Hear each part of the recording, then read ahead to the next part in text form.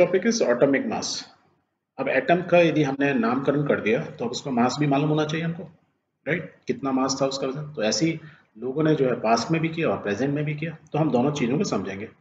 तो पास्ट में जो साइंटिस्ट थे सेम जॉन डाल्टन साहब, जिन्होंने इनके सिंबल्स बताए थे डिफरेंट एटम्स के, उन्होंने इसका मास भी बताया कि क्या मास होगा अप्रोक्सीमेटली।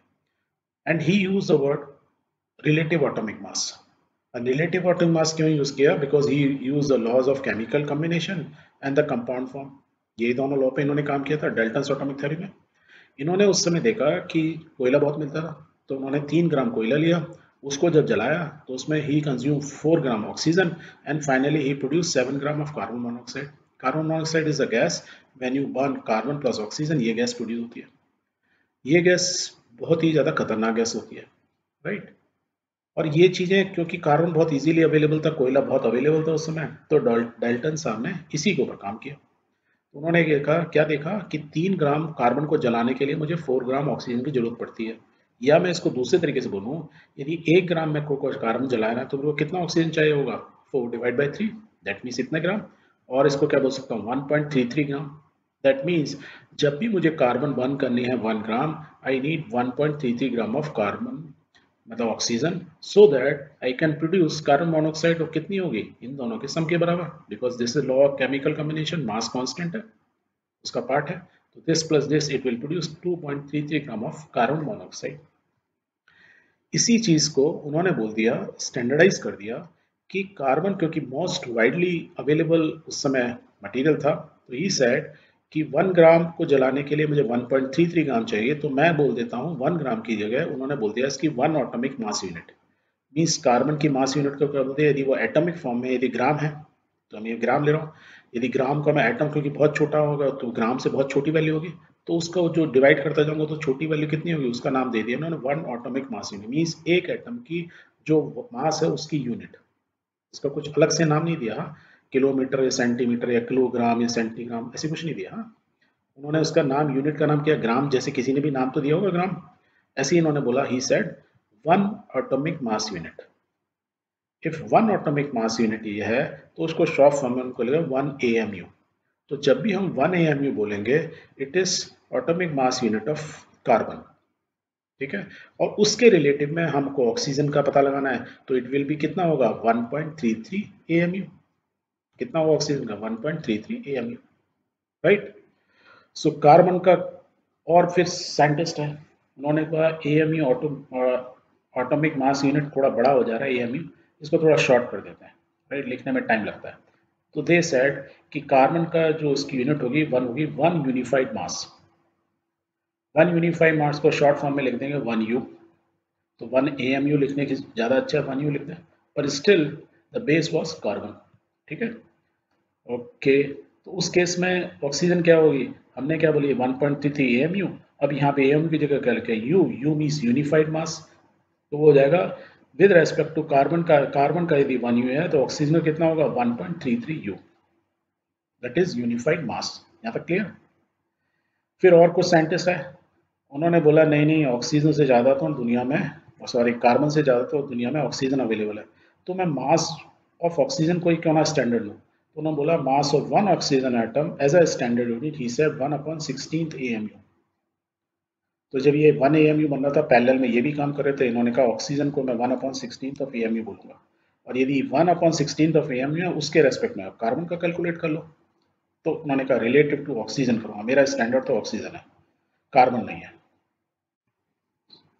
सो इन 1961 जो हमारी ऑर्गेनाइजेशन बनी, राइट, इंटरनेशनल ऑर्गेनाइजेशन, उन्होंने कहा कि we will use carbon 12 isotope as a standard reference for measuring atomic masses. और उसके लिए उन्होंने एक स्टैंडर्ड क्या बना दिया रेफरेंस के लिए? उन्होंने बोला 1 एटॉमिक मास यूनिट मीन्स एक एटॉमिक मास यूनिट वो हमेशा किसके बराबर होगी? 1/12 of mass of 1 atom of carbon 12 atom. यदि 1 कार्बन का जो 12 का जो एटम है उसका जो भी मास है, यदि मैं उसको 12 से डिवाइड कर दूं, तो वो कितने बराबर होगा? 1 एटॉमिक मास यूनिट के बराबर होगा। या दूसरे टर्म में मैं बोलूं, mass of 1 atom of carbon 12 isotope is equal to 12 AMU। तो दिस बिकम्स अ स्टैंडर्ड। तो जैसे इन्होंने पहले कार्बन का बोला था, स्टार्ट किया था रिलेटिव एटॉमिक मास से, उन्होंने 1 AMU बोला था, राइट? बाद में लोगों ने 1U बोल दिया, किसी ने बोला ऑक्सीजन का 1/16 एम होगा। बट जब हमारी ऑर्गेनाइजेशन स्टैंडर्ड जो बनी लेटेस्ट सेंचुरी 19th सेंचुरी के अंदर 20th सेंचुरी में, तो उन्होंने क्या बोला, फाइनली दे कंक्लूडेड कि कार्बन 12 आइसोटोप्स को हम लेंगे, एवरीवन एग्रीड। एंड उसका मतलब क्या हुआ कि mass of one atom of carbon 12, यदि कार्बन 12 को लेता हूं मैं, वो हमेशा 12 AMU होगा, इट इज नॉट 1 AMU जो यहाँ था, ठीक है। And based on this in standards an number of atoms जो है, एलिमेंट्स हैं, उनके एटॉमिक मासेस को डिफाइन किया गया। It was defined like this, right है। और उन्होंने भी फाइनली AMU को हटा के खाली they started using you, unified mass unit, you को यूज करने लगे। ये थोड़ा बाद में एग्रीमेंट हुआ, initially it was like this. तो बस यूनिट में चेंज हुआ, AMU की जगह यू बोल देना, एटॉमिक मास यूनिट है, या यूनिफाइड मास यूनिट बोल दो। तो यहाँ देखो कार्बन का कितना होता है मास, यदि मैं कार्बन का एक एटम लेता हूँ, उसका मास कितना होता है 12U, 12 atomic mass unit, that means 12U, ठीक है।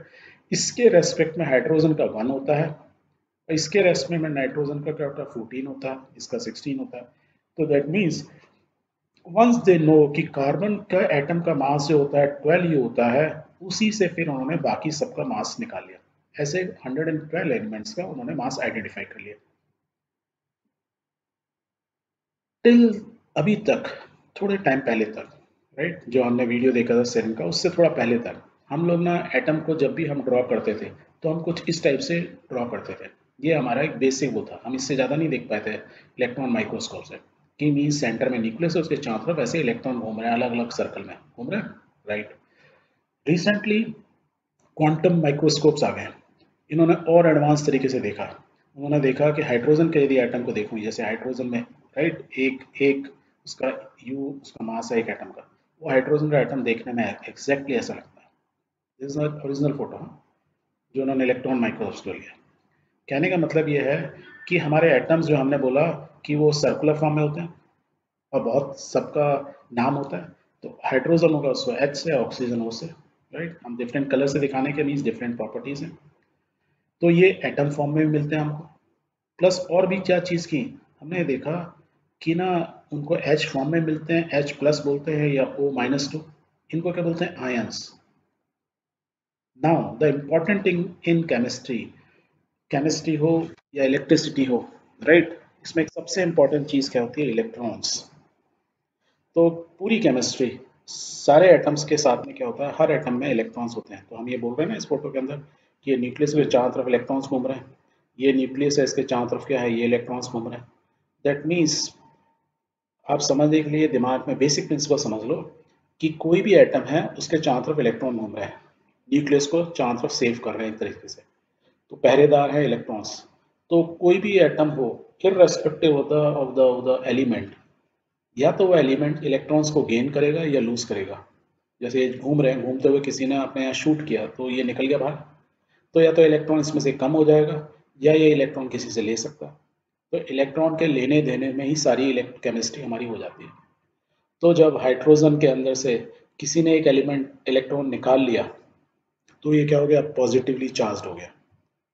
क्यों पॉजिटिवली चार्ज हुआ, ये हम आगे पढ़ेंगे। दैट मीन्स प्लस का साइन मतलब यह है कि हाइड्रोजन में से प्लस मतलब +1 है, बेसिकली हम 1 नॉर्मली नहीं लिखते हैं।